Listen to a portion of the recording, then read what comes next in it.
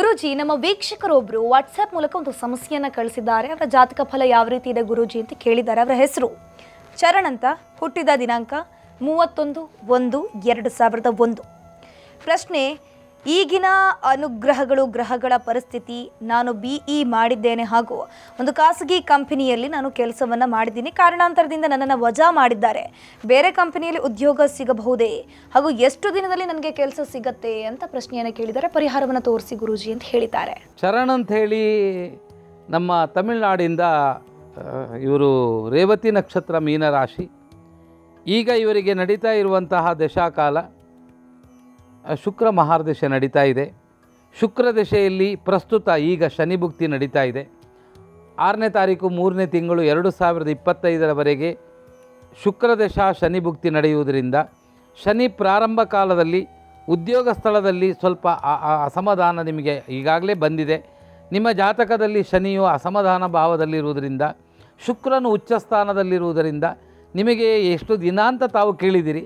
ಆದರೆ ನಾವು ಹೇಳುವುದು ಇಲ್ಲಿ ನಿಮಗೆ ಇದೇ ನಾಡಿದ್ದು ಆಗಸ್ಟ್ 9 ತಾರೀಕಿನ ನಂತರ ಸೆಪ್ಟೆಂಬರ್ 20 ತಾರೀಕಿನ ಒಳಗಾಗಿ ನೀವು ಪ್ರಯತ್ನ ಮಾಡಿದರೆ ಬೇರೆ ಕಡೆ ಉದ್ಯೋಗ ಸಿಗುತ್ತೆ. ಇದನ್ನು ನೀವು ನಿರಂತರ ಪಾಲನೆ ಮಾಡಿ. ಇಲ್ಲಿ ಈಗ ಹೇಗೂ ಕೆಲಸ ಇಲ್ಲ, ನಿಮಗೆ ಮನೆಯಲ್ಲಿದ್ದೀರಾ. ಪ್ರತಿದಿನ ನಿಮ್ಮ ಮನೆಯ ಪರಿಸರದಲ್ಲಿ ಏನಾದರೂ ಶಿವ ದೇವಸ್ಥಾನ ಇದ್ದರೆ ಅಲ್ಲಿ ಹೋಗಿ 5 ಸುತ್ತು ಪಂಚಾಕ್ಷರಿ ಜಪದಿಂದ ಪ್ರದಕ್ಷಿಣೆಯನ್ನು ಮಾಡಿ ಶಿವದೇವರ ಆರಾಧನೆಯನ್ನು ಮಾಡುವುದರಿಂದ ಒಳ್ಳೆಯ ಫಲ ನಿಮ್ಮ ಪಾಲಿಗೆ ಉಂಟಾಗುತ್ತೆ. ಗುರುಜಿ, ಹಾಗೆಯೇ ಇನ್ನೊಬ್ಬರು ನಮ್ಮ ವೀಕ್ಷಕರು ಒಂದು ಸಂದೇಶವನ್ನು ಕಳಿಸಿದ್ದಾರೆ. ಆಕೆಯ ಹೆಸರು ಅರ್ಚನಾ ಅಂತ. ಆಕೆ ಹುಟ್ಟಿದ್ದು 26/6/1986 ಬೆಳಿಗ್ಗೆ ಸಂಜೆ 4:37 ಸುಮಾರಿಗೆ.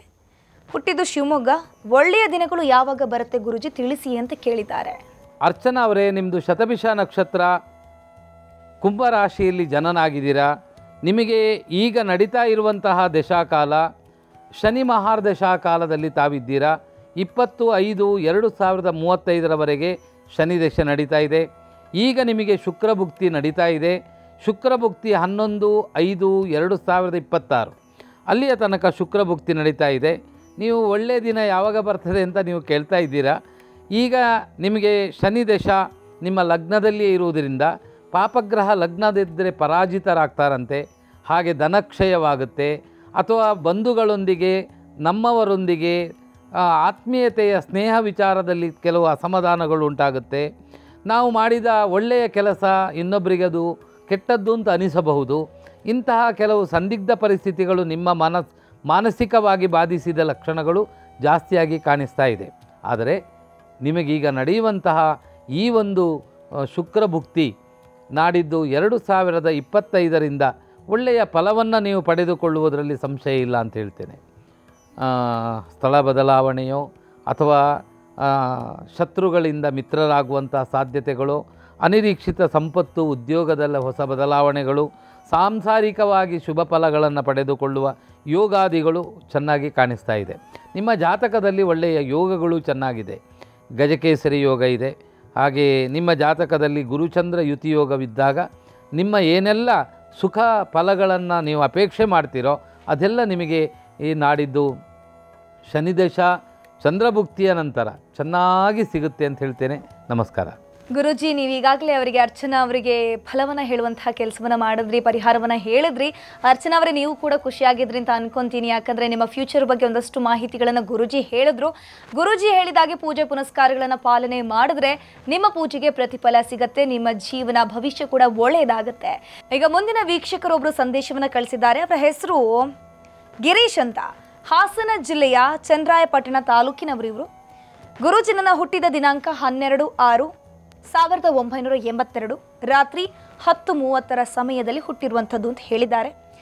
ನನ್ನ ಯಾವ ಕೆಲಸದಲ್ಲೂ ನನಗೆ ಸಕ್ಸಸ್ ಆಗ್ತಿಲ್ಲ, ಏನಂತ ಅರ್ಥ ಆಗ್ತಿಲ್ಲ ಗುರೂಜಿ. ಏನಾದರೂ ಸಮಸ್ಯೆ ಇದ್ದರೆ ತಿಳಿಸಿ ಗುರೂಜಿ, ನನ್ನ ಜಾತಕ ಬರ್ದಿಲ್ಲ ಅಂತ ಹೇಳಿದ್ದಾರೆ.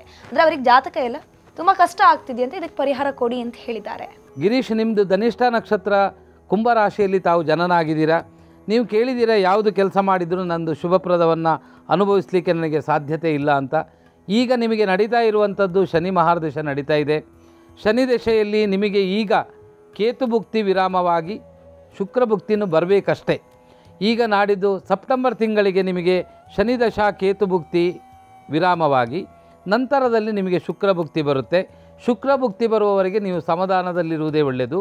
ಅದರ ನಂತರ ನಿಮ್ಮ ಹೊಸ ವ್ಯವಹಾರವನ್ನು ಪ್ರಾರಂಭ ಮಾಡುವಂತಹ ಅವಕಾಶಗಳು ಚೆನ್ನಾಗಿ ಕಾಣಿಸ್ತಾ ಇದೆ. ಶುಕ್ರ ಭುಕ್ತಿಯವರೆಗೆ ಈ ಕೇತು ಭುಕ್ತಿಯಲ್ಲಿ ತುಂಬ 1.5 ವರ್ಷದಿಂದ ಬೇಕಾದಷ್ಟು ನಷ್ಟ ಆಗಿರಬಹುದು, ಕೊಟ್ಟು ಕಳ್ಕೊಂಡಿರ್ಬೋದು, ನಂಬಿ ಮೋಸವಾಗಿರಬಹುದು. ಇಂತಹ ಎಲ್ಲ ಅಸಮಾಧಾನದ ಘಟನೆಗಳು ಜಾಸ್ತಿಯಾಗಿ ನೀವು ಅನುಭವಿಸಿದ್ದೀರಾ. ಇಂಥ ಸಂದರ್ಭದಲ್ಲಿ ಸಂಕಷ್ಟಿ ಚತುರ್ಥಿಯ ದಿನ ಗಣಪತಿಗೆ ಗರಿಕೆ ಅರ್ಚನೆ, ಗಣಪತಿ ಹೋಮವನ್ನು ಮಾಡ್ತಾ ಬನ್ನಿ. ಪ್ರತಿ ಶನಿವಾರ ದಿನ ಈಶ್ವರ ದೇವರ ಸೇವೆಯನ್ನು, ರುದ್ರಾಭಿಷೇಕವನ್ನು ಮಾಡ್ತಾ ಬನ್ನಿ. ಮುಂದೆ ಒಳ್ಳೆಯದಾಗುತ್ತೆ ಅಂತ ಹೇಳ್ತೇನೆ. ನಮಸ್ಕಾರ.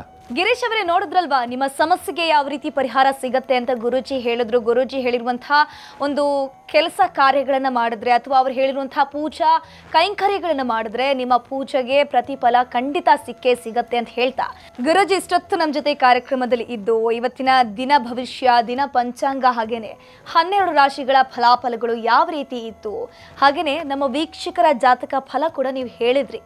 ಇಷ್ಟೊತ್ತು ನಮ್ಮ ಜೊತೆ ಕಾರ್ಯಕ್ರಮದಲ್ಲಿ ಇದ್ದು ಎಲ್ಲ ಮಾಹಿತಿಯನ್ನು ಕೊಟ್ಟಿರೋದಕ್ಕೆ, ನಿಮಗೆ ಕಾರ್ಯಕ್ರಮಕ್ಕೆ ಬಂದಿರೋದಕ್ಕೆ ಧನ್ಯವಾದಗಳು ಗುರೂಜಿ. ಸರ್ವೇ ಜನಾಃ ಸುಖಿನೋ ಭವಂತು, ಸನ್ಮಂಗಲಾನಿ ಭವಂತು. ನೋಡಿದ್ರಲ್ವಾ ವೀಕ್ಷಕರೇ, ಇವತ್ತಿನ ದಿನ ಭವಿಷ್ಯ ಯಾವ ರೀತಿ ಇತ್ತು, ದಿನ ಪಂಚಾಂಗ ಯಾವ ರೀತಿ ಇತ್ತು, ಹಾಗೆಯೇ ನೀವು ಕಾಯ್ತಿದ್ದಂತಹ 12 ರಾಶಿಗಳ ಫಲಾಫಲಗಳು, ದಿನ ಭವಿಷ್ಯಗಳು ಯಾವ ರೀತಿ ಇತ್ತು ಅಂತ.